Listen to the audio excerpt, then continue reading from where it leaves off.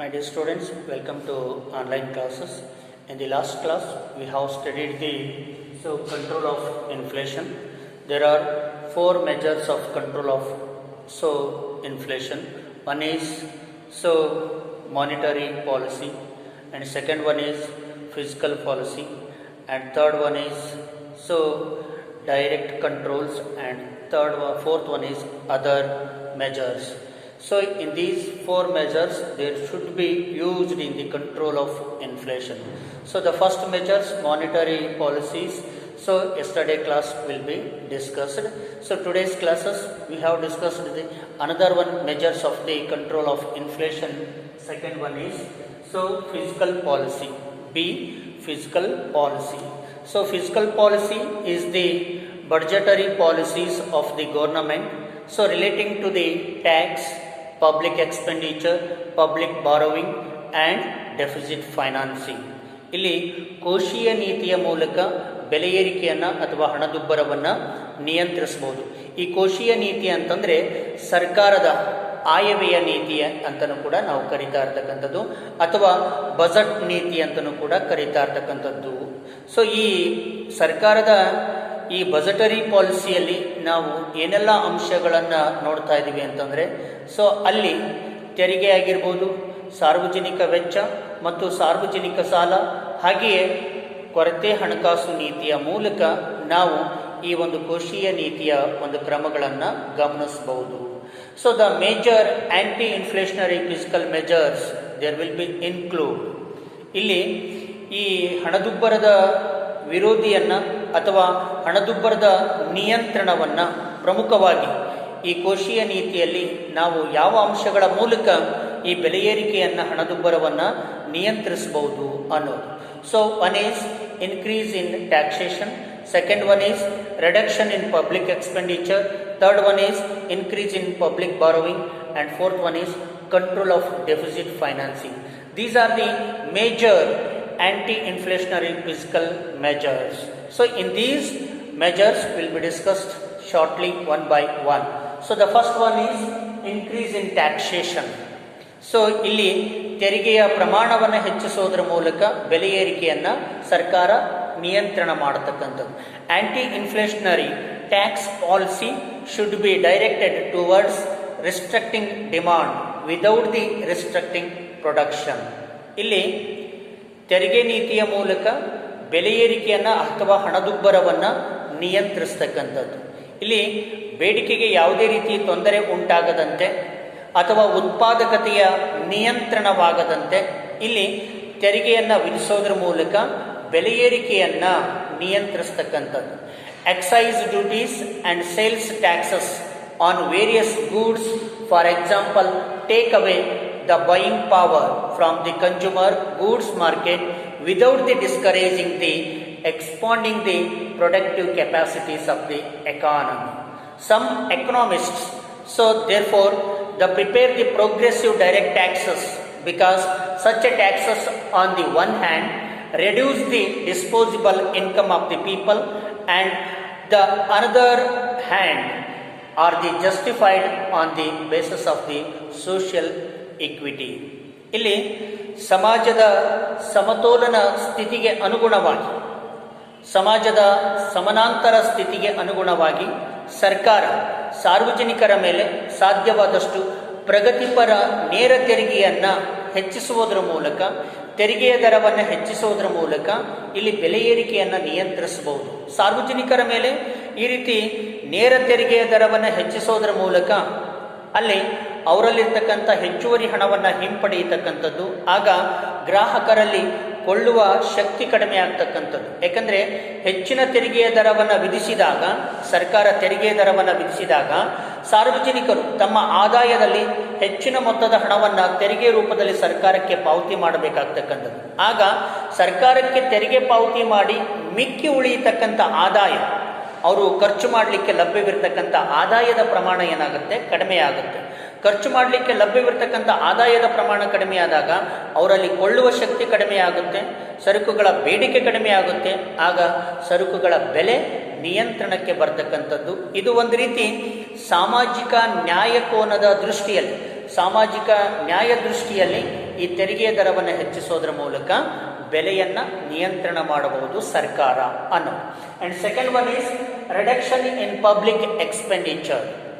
So ಸಾರ್ವಜನಿಕ ವೆಚ್ಚವನ್ನು ಕಡಿತಗೊಳಿಸೋದ್ರ ಮೂಲಕ ಬೆಲೆ ಏರಿಕೆಯನ್ನು ನಿಯಂತ್ರಿಸಬಹುದು. During inflation effective demand is very high due to expansion of the public and private expenditure. ಇಲ್ಲಿ ಸರ್ಕಾರದ ವೆಚ್ಚದ ಮೂಲಕ ಇಲ್ಲಿ ಮಾರುಕಟ್ಟೆಯಲ್ಲಿ ಪರಿಣಾಮಕಾರಿ ಬೇಡಿಕೆ ಇರ್ತಕ್ಕಂಥದ್ದು ಅಥವಾ ಸರಕು ಸೇವೆಗಳ ಬೇಡಿಕೆ ಹೆಚ್ಚಳವಾಗಲಿಕ್ಕೆ ಮೂಲ ಕಾರಣ ಏನು ಅಂತಂದರೆ ಸರ್ಕಾರದ ಸಾರ್ವಜನಿಕ ವೆಚ್ಚ ಹೆಚ್ಚಳವಾಗ್ತಾ ಇರ್ತಕ್ಕಂಥದ್ದು. ಅದು ಸಾರ್ವಜನಿಕವಾಗಿರಬಹುದು ಮತ್ತು ಖಾಸಗಿ ವೆಚ್ಚ ಅತ್ಯಧಿಕವಾದಾಗ ಆ ವೆಚ್ಚದ ಹಣ ಜನರಲ್ಲಿ ಹಂಚಿಕೆಯಾಗುತ್ತೆ. ಸರ್ಕಾರ ಮಾಡ್ತಕ್ಕಂಥ ವೆಚ್ಚ ಅತ್ಯಧಿಕವಾದಾಗ ಸರ್ಕಾರ ಮಾಡ್ತಕ್ಕಂಥ ವೆಚ್ಚದ ಹಣ ಸಾರ್ವಜನಿಕರಲ್ಲಿ ವಿತರಣೆಯಾಗುತ್ತೆ. ಸಾರ್ವಜನಿಕರಲ್ಲಿ ಹಂಚಿಕೆಯಾದಾಗ ಹಣದ ಪೂರೈಕೆ ಹೆಚ್ಚಾಗಿ, ಕೊಳ್ಳುವ ಶಕ್ತಿ ಹೆಚ್ಚಾಗಿ, ಬೇಡಿಕೆ ಹೆಚ್ಚಳವಾಗಿ ಬೆಲೆ ಹೆಚ್ಚಳವಾಗ್ತಾ ಇರ್ತಕ್ಕಂಥದ್ದು. ಸೊ ಇದನ್ನು ನಾವು ನಿಯಂತ್ರಣ ಮಾಡಬೇಕು. ಸರ್ಕಾರ ಮಾಡತಕ್ಕಂತಹ ಸಾರ್ವಜನಿಕ ವೆಚ್ಚದ ಪ್ರಮಾಣವನ್ನು ಕಡಿಮೆ ಮಾಡಿದಾಗ ಬೆಲೆ ಏರಿಕೆಯನ್ನು ನಿಯಂತ್ರಣ ಮಾಡಬಹುದು. In order to check the unregulated private spending, the government should be first of all reduce its unproductive expenditure. ಇಲ್ಲಿ ಖಾಸಗಿಯವರು ಮಾಡತಕ್ಕಂಥ ವೆಚ್ಚವನ್ನು ಕೂಡ ನಿಯಂತ್ರಣ ಮಾಡಬೇಕು. ಅದ್ರ ಜೊತೆಗೆ ಸರ್ಕಾರವೂ ಕೂಡ ಏನು ಅನುತ್ಪಾದಕ ವೆಚ್ಚ ಅಂತ ಏನಿದೆ, ಅನಾವಶ್ಯಕವಾಗಿ ಸರ್ಕಾರ ಮಾಡತಕ್ಕಂಥ ವೆಚ್ಚ ಏನಿದೆಯಲ್ಲ ಅದನ್ನು ನಿಯಂತ್ರಣ ಮಾಡಬೇಕು. ಸೊ ಸರ್ಕಾರ ಅನಾವಶ್ಯಕವಾಗಿ ಮಾಡತಕ್ಕಂಥ ವೆಚ್ಚವನ್ನು ನಿಯಂತ್ರಣ ಮಾಡಿದಾಗ ಸಾರ್ವಜನಿಕರಲ್ಲಿ ಆ ವೆಚ್ಚದ ಹಣ ಹಂಚಿಕೆಯಾಗ್ತಕ್ಕಂಥ ಪ್ರಮಾಣ ಕಡಿಮೆ ಆಗುತ್ತೆ. ಜನರಲ್ಲಿ ಹಣದ ಪೂರೈಕೆ ಕಡಿಮೆಯಾಗಿ, ಕೊಳ್ಳುವ ಶಕ್ತಿ ಕಡಿಮೆಯಾಗಿ, ಬೇಡಿಕೆ ಕಡಿಮೆಯಾಗಿ ಬೆಲೆ ಕಡಿಮೆ ಆಗ್ತಕ್ಕಂಥದ್ದು.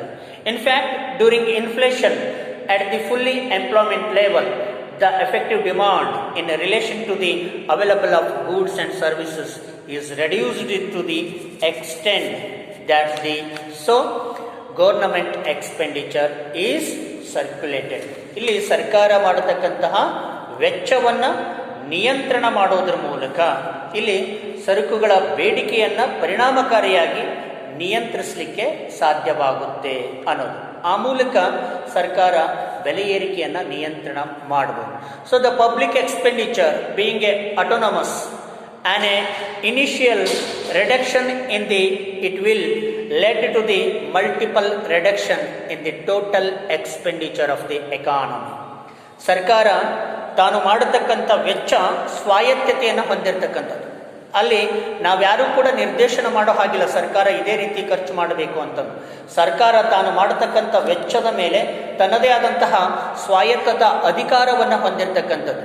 ಪ್ರಾರಂಭದಲ್ಲಿ ಸರ್ಕಾರ ಕೆಲವೊಂದಿಷ್ಟು ಈ ರೀತಿ ಬಹುವಿಧವಾಗಿರ್ತಕ್ಕಂಥ ವೆಚ್ಚವನ್ನು ನಿಯಂತ್ರಣ ಮಾಡಿದರೆ ಆರ್ಥಿಕತೆಯಲ್ಲಿ ಬೆಲೆ ಏರಿಕೆಯನ್ನು ನಿಯಂತ್ರಣ ಮಾಡಲಿಕ್ಕೆ ಸಾಧ್ಯವಾಗ್ತಕ್ಕಂಥದ್ದು. ಸರ್ಕಾರ ಅನಾವಶ್ಯಕ ಮಾಡ್ತಕ್ಕಂಥ ವೆಚ್ಚವನ್ನು ನಿಯಂತ್ರಿಸಿದರೆ ಇಲ್ಲಿ ಬೆಲೆ ಏರಿಕೆಯನ್ನು ತಡೆಗಟ್ಟಬಹುದು ಅನ್ನೋ. But there are certain limitations of these measures. It is not possible to reduce public expenditure related to the defense needs, particularly during war times. ಕೆಲವೊಂದಿಷ್ಟು ಸಂದರ್ಭಗಳಲ್ಲಿ ನಾವು ಸಾರ್ವಜನಿಕ ವೆಚ್ಚವನ್ನು ನಿಯಂತ್ರಣ ಮಾಡಲಿಕ್ಕೆ ಸಾಧ್ಯ ಇಲ್ಲ. ಅದರಲ್ಲಿ ಕೂಡ ಕೆಲವೊಂದಿಷ್ಟು ಮಿತಿಗಳನ್ನು ನಾವು ಕಾಣ್ತಾ ಇದ್ದೀವಿ ಸಾರ್ವಜನಿಕ ವೆಚ್ಚದ ನಿಯಂತ್ರಣದಲ್ಲಿ.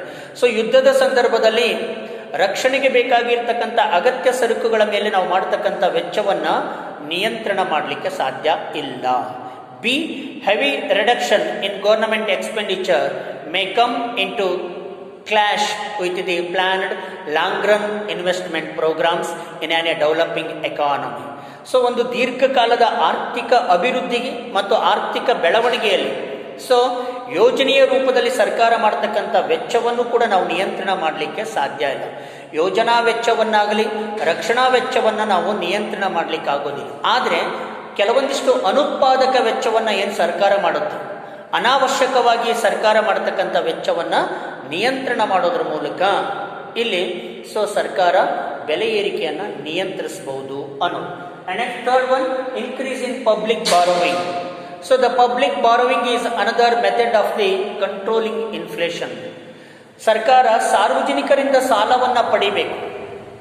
ಯಾವಾಗ ಸಾರ್ವಜನಿಕರ ಬಳಿ ಅತ್ಯಧಿಕ ಹಣ ಇರ್ತದೆಯೋ ಆ ಸಂದರ್ಭದಲ್ಲಿ ಸರ್ಕಾರ ಯಾವುದೋ ಒಂದು ರೂಪದಲ್ಲಿ ಸಾರ್ವಜನಿಕರಿಂದ ಉಳಿತಾಯ ಪತ್ರಗಳನ್ನು ಕೊಡೋದ್ರ ಮೂಲಕ, ಬಾಂಡುಗಳನ್ನು ವಿತರಣೆ ಮಾಡೋದ್ರ ಮೂಲಕ, ಸಾರ್ವಜನಿಕರಿಂದ ಸಾಲವನ್ನು ಪಡೆಯೋದ್ರ ಮೂಲಕ ಸಾರ್ವಜನಿಕರಲ್ಲಿರ್ತಕ್ಕಂಥ ಹೆಚ್ಚುವರಿ ಹಣವನ್ನು ಕಿತ್ತುಕೊಳ್ತಕ್ಕಂಥ ಪ್ರಯತ್ನ ಮಾಡಬೇಕು. ಆ ರೀತಿ ಮಾಡಿದಾಗ ಸಾರ್ವಜನಿಕರಲ್ಲಿ ಹಣದ ಪೂರೈಕೆ ಕಡಿಮೆಯಾಗಿ, ಕೊಳ್ಳುವ ಶಕ್ತಿ ಕಡಿಮೆಯಾಗಿ, ಬೇಡಿಕೆ ಕಡಿಮೆಯಾಗಿ ಬೆಲೆ ನಿಯಂತ್ರಣವಾಗಲಿಕ್ಕೆ ಸಾಧ್ಯವಾಗ್ತಾ ಇರ್ತಕ್ಕಂಥದ್ದು ಅನ್ನೋದು. So this will reduce the aggregate demand and hence the price level. ಆ ರೀತಿ ಸಾರ್ವಜನಿಕರಿಂದ ಸಾಲವನ್ನು ಪಡೆದಾಗ ಸಾರ್ವಜನಿಕರಿಂದ ಹಣ ಸಾಲದ ರೂಪದಲ್ಲಿ ಸರ್ಕಾರಕ್ಕೆ ಬರುತ್ತೆ.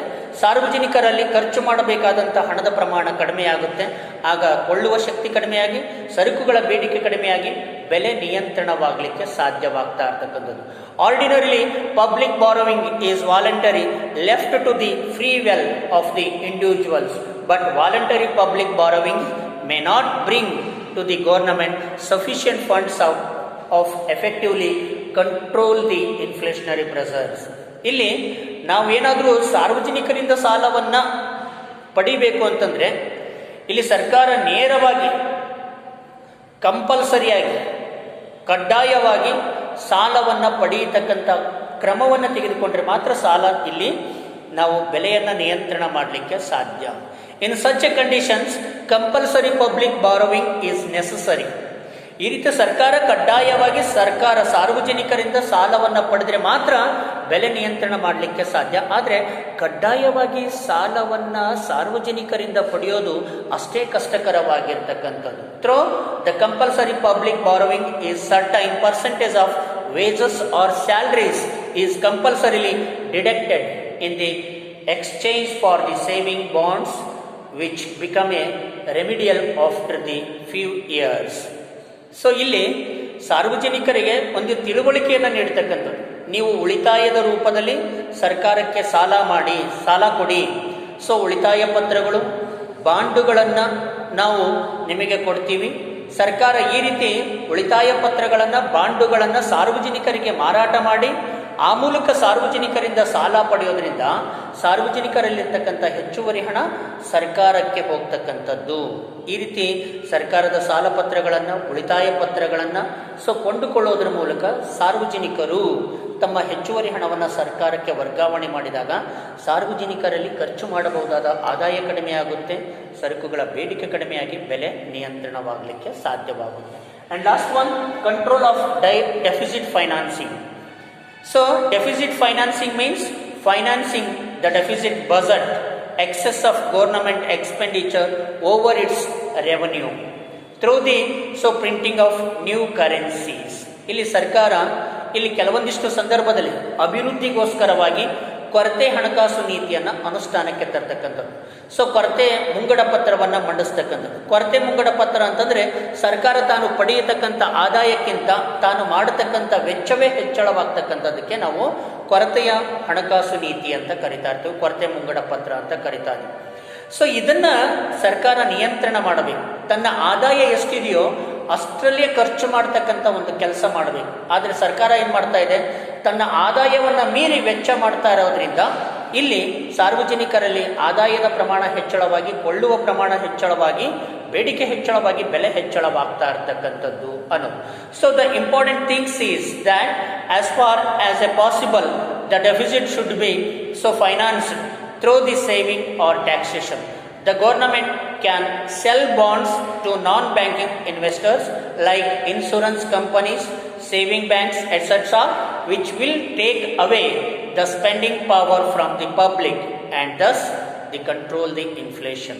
ಇಲ್ಲಿ ಸರ್ಕಾರ ಈ ರೀತಿ ಇಲ್ಲಿ ಕೊರತೆಯ ಮುಂಗಡ ಪತ್ರವನ್ನು ಅನುಸರಿಸೋದ್ರ ಬದಲಾಗಿ ಉಳಿತಾಯ ಮುಂಗಡ ಪತ್ರ ಅಥವಾ ಸಮತೋಲನ ಮುಂಗಡ ಪತ್ರವನ್ನು ಅನುಸರಿಸೋದ್ರ ಮೂಲಕ ನಾವು ಬೆಲೆಯನ್ನು ನಿಯಂತ್ರಿಸಬಹುದು. ಹಾಗಾಗಿ ಸರ್ಕಾರ ಬೆಲೆ ನಿಯಂತ್ರಿಸಬೇಕು ಅಂತಂದರೆ ತನ್ನ ಕೊರತೆ ಮುಂಗಡ ಪತ್ರವನ್ನು ನಿಯಂತ್ರಣ ಮಾಡಬೇಕು.